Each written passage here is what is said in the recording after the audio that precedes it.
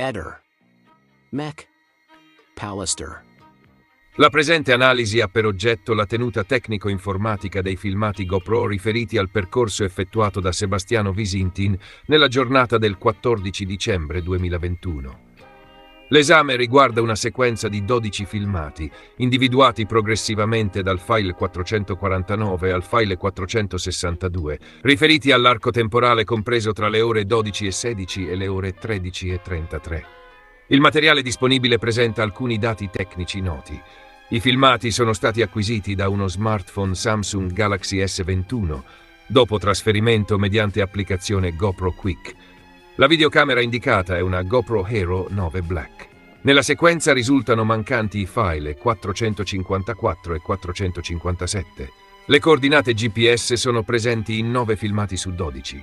Il percorso documentato risulta articolato tra l'area urbana di Trieste, via Bonomea, l'area campeggi, i tratti carsici e la zona verso Conconello e Ferlugi. La durata complessiva effettivamente disponibile dei file analizzati è indicata in 36 minuti e 37 secondi, a fronte di una durata teorica o ricostruita di 46 minuti e 6 secondi. La differenza complessiva è pari a 9 minuti e 29 secondi.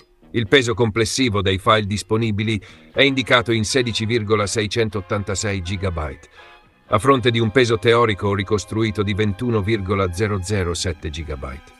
Questi dati non devono essere ignorati. Al contrario, devono essere messi al centro dell'analisi. Tuttavia, il loro significato tecnico non può essere stabilito attraverso formule automatiche. Il fatto che un file presenti un timestamp diverso da 0, che una coordinata GPS del primo frame non coincida con la coordinata di inizio della registrazione, che vi sia una differenza tra durata teorica e durata disponibile, che una temperatura iniziale non sia quella attesa da una lettura intuitiva o che 2 progressivi numerici risultino assenti non dimostra di per sé una manipolazione fraudolenta del contenuto audiovisivo. La domanda tecnica corretta non è: esiste una differenza? La domanda corretta è: quella differenza dimostra in modo oggettivo e ripetibile che il contenuto audiovisivo sia stato alterato per falsificare la rappresentazione dei fatti. È su questa seconda domanda che deve essere costruita l'analisi. Nel caso in esame i dati grezzi consentono una lettura molto più prudente rispetto alla tesi della manipolazione. La sequenza non appare come una costruzione artificiale priva di coerenza, ma come un insieme di file che documentano porzioni successive di un percorso reale, con coordinate GPS, luoghi e orari che nei punti disponibili seguono una progressione topografica compatibile. Il primo dato forte è proprio la sequenza territoriale. Il file 449 presenta coordinate riconducibili prima a un punto non disponibile o non determinato, poi a Grado, all'incrocio tra via Grado e via Valle, e infine a Trieste, in via Commerciale, Civico 23. Il file 450 presenta un primo punto non disponibile, un secondo punto indicato come fuori luogo in via Giosuè Carducci e un punto finale in piazza Carlo Goldoni. Il file 451 parte da piazza Carlo Goldoni, passa per via Mazzini, all'altezza della fermata del bus numero 9 e termina presso il semaforo di piazza della Borsa. Il file 452 si colloca tra via della Cassa di Risparmio e piazza della Borsa. Il file 453, dopo un fix GPS successivo all'avvio, si sviluppa da Campo Belvedere verso via Lionello Stock. Il file 455 si colloca in via Bonomea, Civico 184, e prosegue verso l'area di Villa Bonomo. Il file 456 parte da via Bonomea, Civico 188, arriva verso Strada Nuova per Opicina e via dei Campeggi e termina nell'area Campeggi. Il file 458 riparte dall'area Campeggi in prossimità dell'imbocco del sentiero Carsico, passa dal parcheggio e termina verso via della Bella Vista, uscita del sentiero Carsico e inizio dell'asfalto verso Conconello e Ferlugi. Questa successione non è un dettaglio secondario. Una manipolazione fraudolenta costruita per simulare un percorso dovrebbe rendere coerenti non solo le immagini, ma anche coordinate GPS, progressione dei luoghi, tempi intermedi, durata delle singole porzioni, punti di inizio e fine, telemetria e contenuto visivo. La presenza di una progressione territoriale leggibile, pur con lacune e segmenti non documentati, indebolisce l'ipotesi di un falso audiovisivo costruito artificialmente. Il secondo dato riguarda i file mancanti 454 e 457. La loro assenza è certamente un dato da valutare, ma non è automaticamente una prova di soppressione dolosa di contenuti rilevanti. Il file 454 si collocherebbe tra il file 453 e il file 455, cioè tra la zona di via Lionello Stock e via Bonomea. In quel tratto risulta indicato un intervallo di 23 minuti e 32 secondi, compatibile con un trasferimento non necessariamente filmato. Il file 457 si collocherebbe invece tra la fine del file 456 e l'inizio del file 458. In quel punto viene indicato un intervallo molto breve, pari a 35 secondi, nell'area campeggi, prima dell'imbocco del sentiero carsico. Questi due dati hanno peso diverso. L'assenza del file 454 si inserisce in un tratto di trasferimento più lungo. L'assenza del file 457 si inserisce in una microlacuna di pochi secondi. Ma in nessuno dei due casi l'assenza del progressivo consente di stabilire, senza recupero forense del supporto originario, che quei file contenessero immagini decisive, che siano stati eliminati con dolo, che il loro contenuto fosse incompatibile con il percorso dichiarato o che la loro mancanza alteri il significato probatorio dell'intera sequenza. Una numerazione mancante è un dato tecnico aperto, non è da sola una prova di falsificazione. Il terzo dato riguarda la differenza tra 46 minuti e 6 secondi e 36 minuti e 37 secondi. La differenza complessiva di 9 minuti e 29 secondi viene costruita sommando porzioni non presenti o non disponibili. In particolare vengono indicati 56 secondi per il file 449, 7 secondi per il file 450, 2 minuti e 30 secondi per il file 451.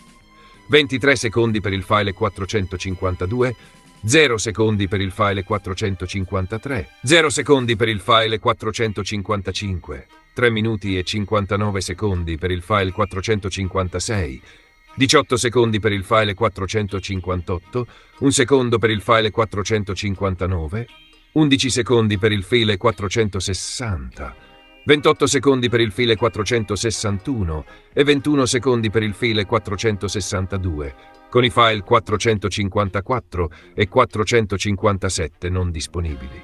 Questi valori indicano una differenza tra una durata teorica o ricostruita e la durata disponibile dei file consegnati.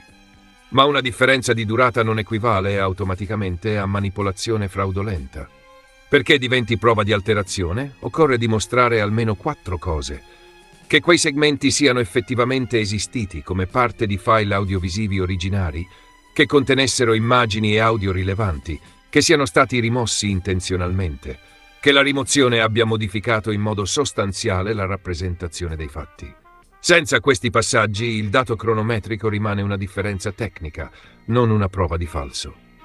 Il quarto dato riguarda il timestamp. In alcuni file il timestamp iniziale non parte da zero. Il dato più evidente è il file 456, nel quale il primo timestamp disponibile è indicato a 3 minuti e 59 secondi circa, mentre l'ultimo timestamp arriva a 5 minuti e 30 secondi circa. Il ragionamento accusatorio sarebbe questo: se il cronometro interno non parte da zero, allora il file non sarebbe nativo, ma una clip derivata. Questa deduzione però, anche se tecnicamente suggestiva, non basta a provare una manipolazione fraudolenta del contenuto. Il timestamp diverso da zero può indicare che il file disponibile rappresenti una porzione di una registrazione più ampia, oppure che il dato estratto si riferisca a una traccia temporizzata, a un segmento, a una esportazione, a una porzione salvata, a una modalità di trasferimento o a una struttura interna del contenitore MP4. Nei file GoPro, il GPMF non è un semplice dato statico allegato al video, è una traccia di metadati temporizzati dentro il contenitore multimediale con relazione temporale rispetto ad audio e video. Per questo motivo, il timestamp deve essere letto insieme a container, stream, traccia dati, GPS, durata dello stream video, durata dello stream audio e modalità di esportazione. Letto da solo, non basta. La conseguenza tecnica è chiara. Un timestamp non iniziale può giustificare la qualificazione del file come porzione, copia o derivazione. Non dimostra automaticamente che il contenuto rappresentato sia falso.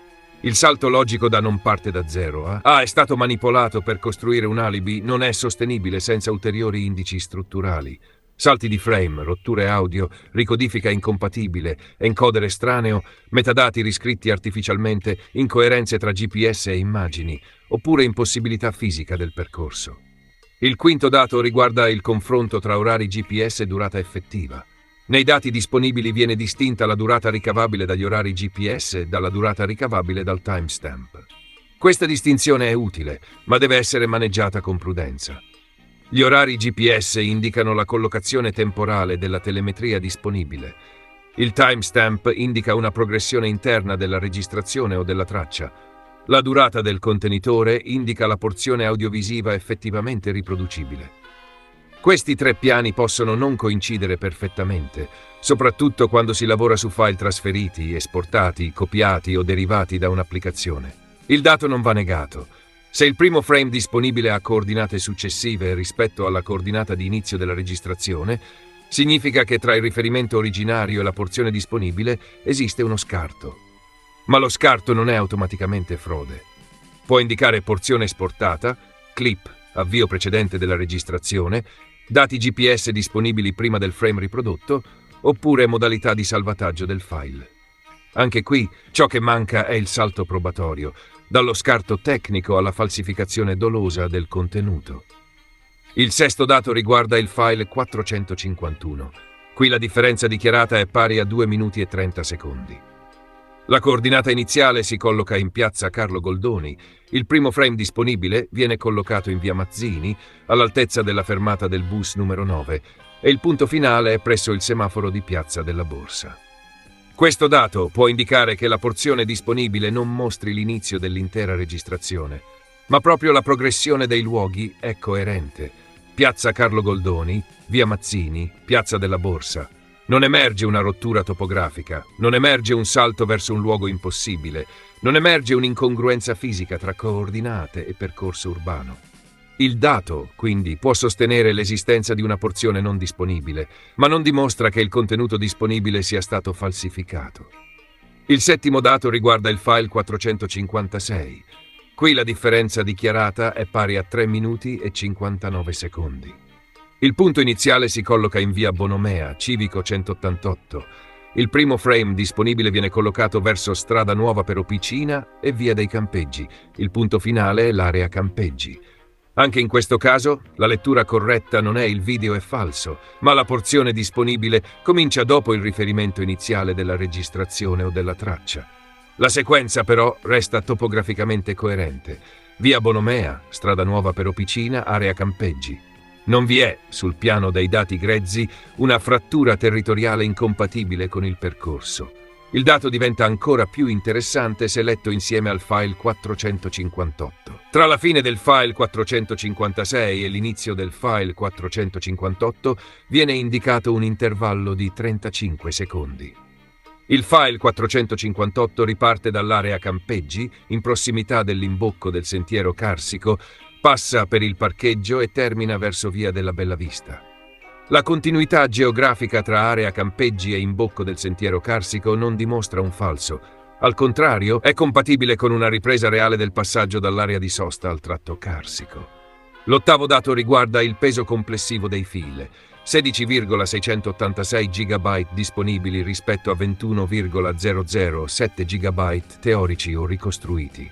Anche questo elemento isolatamente non prova una manipolazione fraudolenta. Il peso di un video dipende da durata, bitrate, codec, profilo di compressione, risoluzione, frame rate, complessità della scena, presenza di audio, presenza di tracce dati, modalità di esportazione e confezionamento del contenitore. Se la durata effettivamente disponibile è inferiore alla durata teorica o ricostruita, è normale che anche il peso complessivo sia inferiore. Il peso conferma una differenza quantitativa, non la natura fraudolenta della differenza. Il nono dato riguarda la temperatura della GoPro. La tabella delle temperature iniziali e finali mostra variazioni anche marcate tra un file e il successivo. Per esempio, tra alcune porzioni si osservano cali importanti in presenza di intervalli non trascurabili, come nel passaggio verso il file 453 o nel passaggio verso il file 455. In altri casi si osservano incrementi, come nel passaggio tra il file 455 e il file 456. Tuttavia, l'assunto secondo cui la temperatura iniziale di un file dovrebbe seguire una progressione lineare rispetto alla temperatura finale del file precedente è fisicamente troppo semplificato. Una GoPro montata o usata durante un percorso in bicicletta non è un ambiente termico controllato. La temperatura del corpo macchina dipende da registrazione attiva o inattiva, spegnimento, riaccensione, vento, velocità, esposizione al sole, ombra, batteria, risoluzione, frame rate, display, dissipazione, posizione della camera, contatto con mani o supporti, intervallo trascorso e condizioni ambientali. Se tra due file vi è un intervallo di diversi minuti, oppure un trasferimento senza ripresa, oppure uno spegnimento, la temperatura può calare. Se il dispositivo riprende a registrare, la temperatura può risalire. Se il dispositivo è esposto al sole o protetto dal vento, può aumentare anche senza registrazione continua.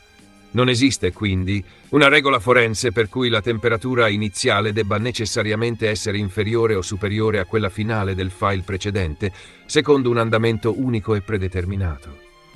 Il dato termico può essere un indizio da studiare, ma non può diventare prova di manipolazione senza un esperimento di controllo. Per attribuire valore forense alla temperatura bisognerebbe ripetere il percorso con una GoPro Hero 9 Black, stesso firmware, stessa microSD, stessa batteria, stessi parametri video, stessa modalità di accensione, stessi spegnimenti, stessa posizione della camera, stessa esposizione, stessa velocità, stessa temperatura esterna e stessa procedura di trasferimento tramite Quick. Senza questa replica, la temperatura resta compatibile con più spiegazioni tecniche ordinarie. Il 10° dato riguarda le coordinate GPS presenti solo in 9 filmati su 12. Anche questo non è anomalo in senso falsificatorio. Il GPS di una Action Cam può non essere disponibile in ogni file, può agganciarsi dopo l'avvio, può perdere precisione in area urbana, può risentire di edifici, vie strette, copertura arborea, posizione del dispositivo, orientamento, riaccensioni, pause e tempi di fix. Il dato realmente rilevante non è che il GPS manchi in alcuni punti, ma che, quando è disponibile, sia confrontabile con immagini, tragitto e progressione dei luoghi. Se i dati GPS disponibili sono coerenti con ciò che si vede e con la successione del percorso, essi non sostengono la tesi della costruzione artificiale, ma quella della compatibilità geografica. L'11° dato riguarda l'acquisizione da smartphone dopo passaggio tramite GoPro Quick. Questo elemento deve essere qualificato correttamente. Acquisire i file dalla galleria di un Samsung Galaxy S21 non equivale ad acquisirli direttamente dalla microSD della GoPro. Questo può incidere sulla catena di custodia, sulla qualificazione del file come originale primario, copia, esportazione o derivazione, ma non dimostra automaticamente alterazione del contenuto audiovisivo. GoPro Quick è un'applicazione ufficiale di gestione dei contenuti GoPro. Il suo utilizzo può spiegare la presenza di file derivati, attributi modificati, date di salvataggio, modalità di esportazione o porzioni disponibili. Non basta però a sostenere che le immagini siano false. L'analisi più solida, quindi, non deve negare che i file possano essere copie, esportazioni o porzioni. Deve negare il salto abusivo da copia o porzione a falso. Sono categorie diverse. Un file può non essere il camera original integrale e tuttavia rappresentare fedelmente ciò che mostra. Una clip può essere una porzione autentica di una registrazione più lunga. Una derivazione può essere tecnicamente diversa dal supporto originario, ma non per questo alterata nel contenuto. La manipolazione penalmente rilevante richiede un intervento idoneo a modificare il significato probatorio del documento. Il 12° dato riguarda la microSD svuotata o non più contenente i file originari. Anche qui il dato non va banalizzato. L'indisponibilità del supporto primario riduce la possibilità di verificare retrospettivamente i file camera original, calcolare hash originari, recuperare eventuali cancellazioni, leggere la struttura completa della memoria e confrontare direttamente il contenuto della scheda con i file acquisiti. Tuttavia, l'assenza del supporto primario non è prova positiva di falsificazione dei file disponibili. È una criticità di verificabilità, non una dimostrazione automatica di falso. In un'analisi processualmente corretta, la differenza è decisiva. Se manca la microSD, si può dire che la verifica integrale è più difficile. Non si può dire solo per questo che i file siano manipolati. Per sostenere la manipolazione servirebbero indicatori positivi dentro i file disponibili. Ricodifica non spiegabile, discontinuità audio-video, metadati incompatibili, incoerenze tra coordinate e immagini, salti temporali impossibili, tracce di software di editing, fratture di stream, rotture nella sequenza dei frame o incompatibilità fisica del percorso. Nel materiale analizzato, invece, gli elementi grezzi permettono una diversa conclusione. La sequenza dei luoghi è leggibile, le lacune sono individuabili. I punti GPS disponibili seguono una progressione territoriale compatibile. I file mancanti si inseriscono in tratti spiegabili come trasferimenti o microintervalli. Le differenze di timestamp indicano al massimo porzioni non disponibili o file derivati, non falsificazione del contenuto. La riduzione di durata e peso è coerente con la presenza di porzioni mancanti o esportate. La temperatura non è un parametro forense autosufficiente. L'acquisizione da smartphone e l'uso di Quick spiegano una possibile derivazione tecnica, ma non una manipolazione fraudolenta. La conclusione tecnica, dunque, non deve essere formulata in modo ingenuo, dicendo che tutto è perfettamente nativo in senso assoluto. La conclusione più forte è un'altra. I dati grezzi non dimostrano una falsificazione del contenuto audiovisivo. Dimostrano semmai che il materiale disponibile deve essere qualificato con precisione, non necessariamente come supporto primario integrale, ma come sequenza audiovisiva disponibile, compatibile con un percorso reale e priva, allo stato, di indicatori tecnici sufficienti a provare un'alterazione fraudolenta. In altri termini, anche assumendo che alcuni file siano porzioni, esportazioni o derivazioni, ciò non equivale a dimostrare che siano stati manipolati nel contenuto. Anche assumendo che esistano segmenti non disponibili, ciò non dimostra che quei segmenti fossero rilevanti o dolosamente eliminati. Anche assumendo che il timestamp non parta da zero in determinati file, ciò non dimostra che le immagini successive siano false. Anche assumendo che vi siano differenze tra coordinate iniziali e primo frame disponibile, ciò non dimostra costruzione artificiale, soprattutto quando la progressione dei luoghi rimane coerente. Pertanto, sulla base dei dati grezzi esaminabili, l'ipotesi di manipolazione non raggiunge la soglia della dimostrazione informatico-forense. Essa resta una lettura possibile solo sul piano congetturale, ma non diventa prova tecnica autonoma, ripetibile e processualmente consolidabile. La valutazione conclusiva è la seguente. I filmati GoPro riferiti a Sebastiano Visintin presentano criticità di gestione, completezza e qualificazione tecnica, ma tali criticità non dimostrano una falsificazione del contenuto audiovisivo.